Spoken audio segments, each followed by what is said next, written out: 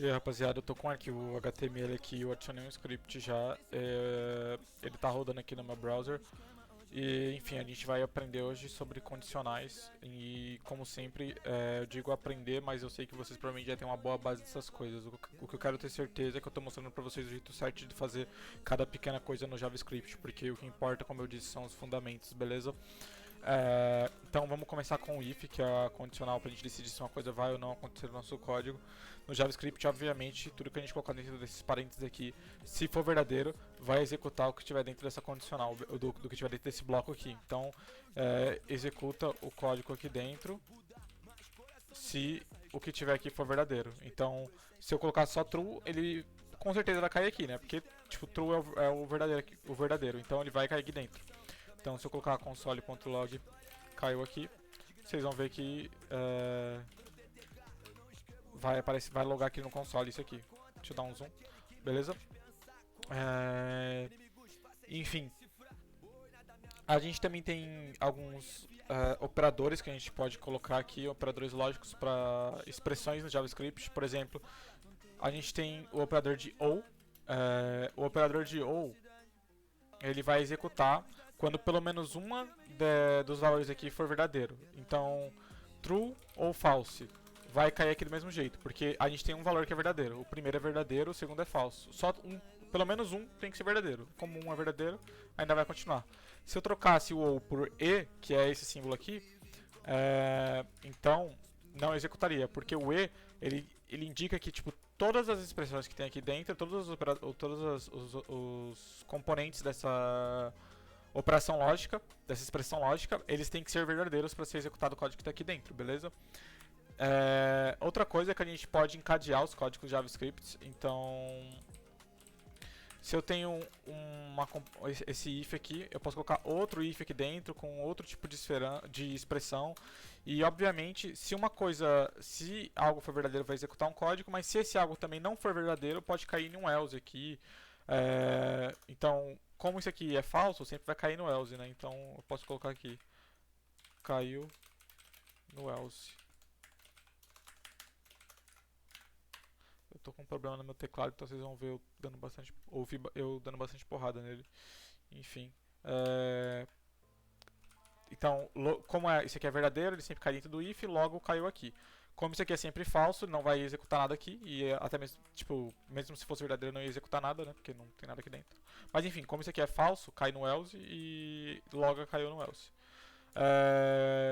Um exemplo que a gente pode ter aqui com operadores lógicos seria, por exemplo, se a gente quer mostrar uma mensagem de bom dia, boa tarde, a gente quer fazer uma saudação para um usuário dependendo da hora que é. Então vamos supor que a gente tem uma variável que indica a hora, então sei lá, a hora atual, aqui no meu é 16 horas, então vou colocar só 18, só a hora mesmo, sem os minutos.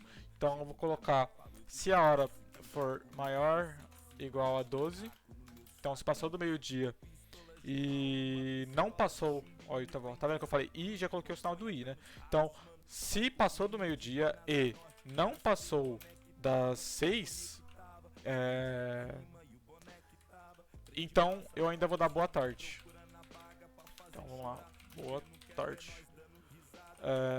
Caso contrário, vamos verificar outra coisa. Se não tá entre as 12 e as 6, a gente vai verificar outra coisa. A gente vai verificar então se passou das 6. Então, se a hora for maior que as 6, então a gente dá boa noite.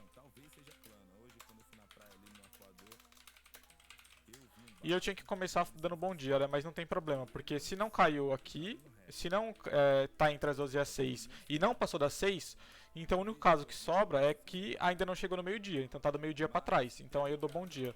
Então eu coloco um else e falo que eu dou um bom dia aqui. Beleza? Então vamos executar, e como a hora aqui é 6 horas, então sempre vai cair no caso da boa tarde, correto? A hora não está definida. Ah tá, eu escrevi hora atual, mas enfim, deixa eu só renomear a variável. Então deu boa tarde, correto? Então se eu trocar aqui para, sei lá, 6 horas, ou 8 horas da manhã, então isso aqui vai dar bom dia. E se eu colocar, por exemplo, 10 horas da noite, vai ser boa noite. Beleza? Uma estrutura com ou. Bem, eu acho que não é necessário fazer o exemplo, mas só para compor tudo junto. Vamos supor que tem um usuário e a gente vai mostrar uma página para ele dependendo da idade dele. Então, const idade tá aí 22, né? Eu peguei a informação do usuário de alguma maneira, a idade dele, e agora eu vou verificar se a idade dele é maior que 18. Então, se a idade dele for maior ou igual a 18, coloco o sinal de maior e igual, então pode ser maior ou igual a 18, eu executo você tem permissão. Você tem permissão. Permissão. Daí o seguinte, a gente tem outras maneiras de fazer isso. Por exemplo, vamos supor que eu tenho uma variável que indica se um usuário tem ou não acesso a uma página. Então, vamos supor que essa variável tem acesso e ela é falsa inicialmente. Então, se a idade do usuário for maior que igual a 18, eu falo que tem acesso verdadeiro, então tem acesso é true. Caso contrário, se ele for menor de 18, então o tem acesso é falso. É claro que eu não precisava fazer isso porque ele já estava falso, então ele só vai continuar falso. Mas só para ser mais verboso e explícito no que eu estou querendo fazer nesse exemplo, então eu estou colocando aí, beleza? Então, isso é uma maneira de fazer. E se eu ver aqui o valor da variável no...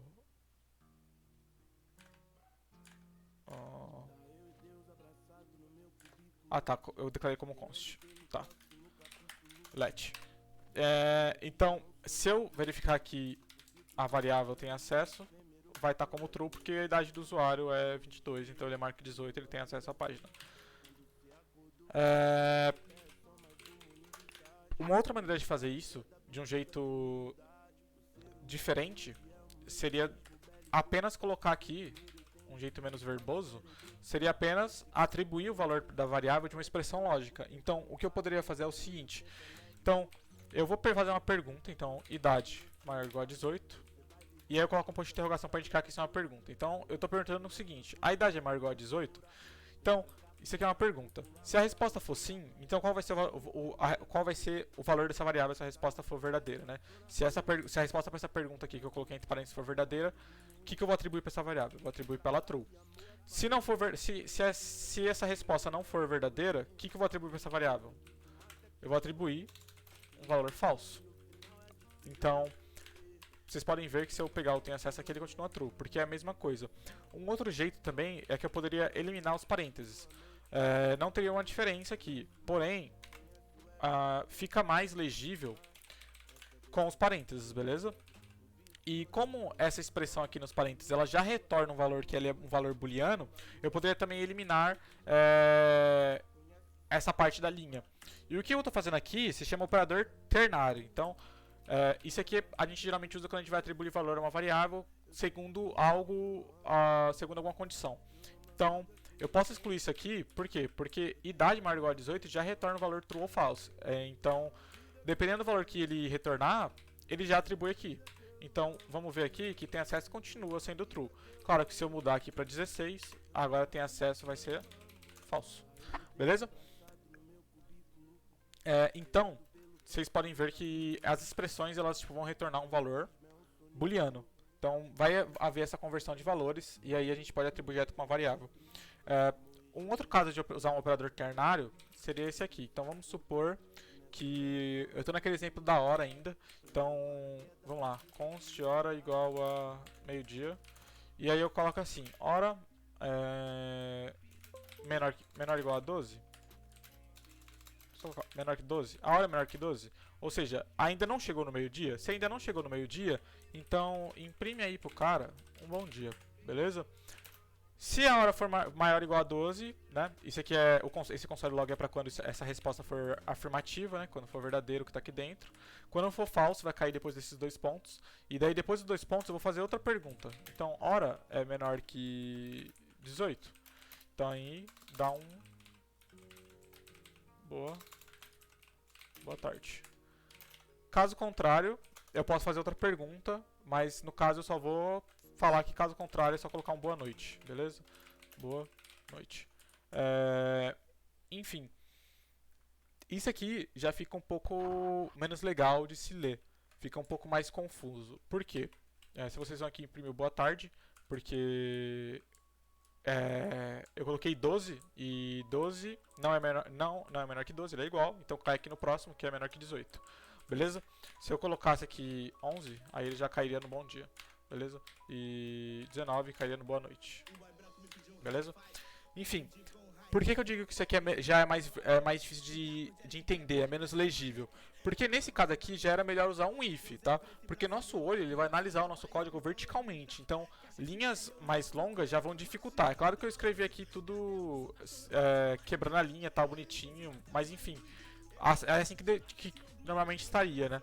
É claro que a gente pode quebrar a linha, mas ainda assim não é para isso que foi feito o operador ternário. A gente está aqui chamando funções, chamando os métodos da função aqui, imprimindo coisas na tela, e o operador ternário não é para isso. O operador ternário seria apenas para atribuir valores de uma variável, como estava antes aqui. Então, desse jeito aqui assim, estaria mais condizente com o objetivo do operador ternário, beleza? Então a gente tenta usar o operador ternário para atribuir valor para variáveis. O resto não é recomendado. Então não é que não funciona, não é recomendado. Beleza?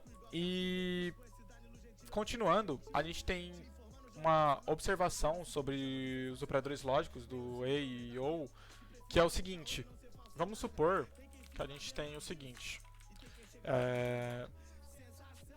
A gente tem uma string, né, que eu lembro do exemplo da string que foi o que eu vi antes. Eu não pensei em nenhum outro agora. Então vamos lá. Então vamos supor que eu tenho algumas strings. Duas tá boa. Na real, eu vou precisar de mais uma pra ser uma string com mais alguma coisa. Então vamos supor que eu tenho uma string que tem uma mensagem. Oi, tudo bem? Tal. E enfim. Eu tenho 3 mensagens. 2 delas estão vazias e uma tem uma coisa. E dependendo de qual tem algo, eu vou escolher uma delas para exibir para o usuário. Então, vamos supor que a gente está em uma situação do nosso programa que só uma dessas mensagens vai ter valor e eu quero exibir só que tem valor. Como que eu faria isso? Eu poderia fazer da seguinte maneira. If string 1 if a string 1 tem alguma coisa, eu exibo ela. Então, console.log string 1. Caso contrário, não exibo. Por que eu estou fazendo desse jeito? Porque é o seguinte, como eu disse, o JavaScript ele vai tentando converter as coisas para booleano, né? Então aqui a gente teria uma expressão booleana, só que eu passo para ele uma string, uma variável do tipo string. Daí o que ele faz? Ele converte essa string para booleano. E como essa string está vazia, ele vai converter para o quê? Para falso, beleza? O mesmo seria com o valor 0, por exemplo, né? Mas deixa eu mostrar esse exemplo para vocês primeiro. Vocês vão ver aqui que... Vou colocar aqui. Caiu aqui, né? Então caiu ali. Isso aqui é convertido para falso, então não executa aqui. Se tivesse alguma mensagem de texto, daí ele converteria para verdadeiro. Por exemplo, a mensagem seria convertida para um valor verdadeiro. Um outro exemplo que o JavaScript converte as coisas pra gente é, por exemplo, o número 0. Se eu colocar o número 0 aqui, ele vai continuar não executando, porque o 0 é convertido para falso e o 1 é convertido para verdadeiro. Então, caiu aqui e exibiu a string 1, só que a string 1 tá vazia, então ele falou que a string tá vazio. Eu posso mostrar aqui pra vocês, ó. String 1.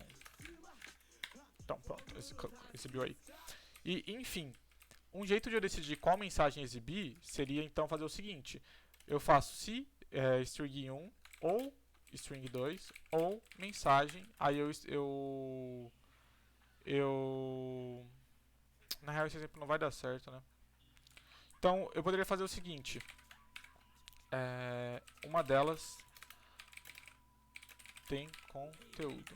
Então eu estou colocando esse ou para ver se alguma delas tem alguma coisa dentro escrita, né? Então caiu aqui, uma delas tem conteúdo. Por quê? Porque a mensagem tem conteúdo. Se eu apagar o conteúdo da mensagem, não vai exibir nada. Então, o que acontece aqui, quando eu tenho esse ou desse jeito? O JavaScript começa a calcular os valores dessas variáveis e ele só para quando tem um valor verdadeiro. Então, o primeiro valor verdadeiro que ele pega, ele para e retorna. Então, o que eu poderia fazer? Eu poderia falar o seguinte, console.log, e aí eu exibo o quê? Eu vou exibir ou a string 1, ou a string 2, ou a mensagem. qual que eu vou exibir? A primeira que retornar verdadeira. Mas como aqui, eu vou chegar aqui, string 1 é falsa, então vamos para a próxima. String 2 é falsa, vamos para a próxima. Mensagem é verdadeira, então vamos exibir a mensagem. Beleza? Se a mensagem fosse vazia também, o que aconteceria? O JavaScript ia continuar procurando, como eu falei, né, o JavaScript vai procurando, quando uma dá falsa ele procura na próxima para ver se a próxima é falsa. E ele retorna a primeira que dá verdadeira. Se todas forem falsas, ele retorna a última que foi falsa. Então ele retornaria a mensagem. Claro que a gente não vai perceber a diferença aqui porque todas são vazias, mas ele retorna a última que é falsa. A mesma coisa acontece com o E. Então o E, é claro, tem a mesma lógica, mas é diferente, né? Só que o que aconteceria aqui? Vai retornar o primeiro valor falso. Então aqui, vamos colocar uma mensagem aqui de novo. E a gente vai ver que não vai exibir essa mensagem mais. Por quê? Porque ele vai retornar o primeiro valor falso. Então, o primeiro valor é falso, exatamente. Então, string 1 já dá falso. Então ele para aqui e nem olha o resto da linha. Então ele já retorna string 1. Beleza? Então seria isso que acontece, beleza? Uma última coisa para passar para vocês sobre condicionais seria sobre o switch. Então vamos supor que a gente está lá num cardápio e tal, e sei lá, o pedido do cara é lasanha, e a gente toca alguma coisa, a gente recebe alguma mensagem para o cara na cozinha quando ele escolhe alguma coisa. Então vamos supor que o cliente escolheu lasanha, e dependendo do que o cara escolheu, a gente vai executar, a gente vai mandar o pedido para a cozinha. A gente podia fazer isso com if, mas a gente também pode fazer isso com switch, beleza? Então o switch tem essa cara. Eu boto uma variável aqui, que seria que eu quero fazer as condicionais. Então, dependendo do pedido, eu vou executar diversas coisas diferentes. Então eu coloco a variável pedido aqui. Então, pedido. Esse case significa caso. Então, pedido. Caso o valor do pedido seja lasanha, eu faço alguma coisa. Que coisa que eu vou fazer? Eu vou imprimir que o cara escolheu lasanha. Escolheu lasanha. Beleza? E caso ele tenha escolhido, sei lá, caso escolheu torta de carne, console.log escolheu torta. E se ele não o default aqui, ele indica que se não caiu na lasanha e não caiu na torta de carne, ele vai pro default. E o default ele vai falar aqui, assim, não entendi o pedido. Não entendi o pedido. Beleza? Porra, tô com um problema no meu teclado aqui, rapaziada, perdão.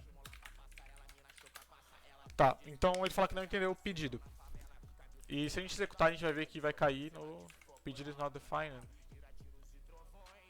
Ué. Ah tá, eu coloquei pedido.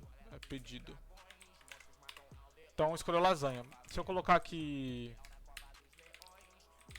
torta de carne, vai cair no segundo ali. Se eu colocar... Ah tá, faltou um break, tá?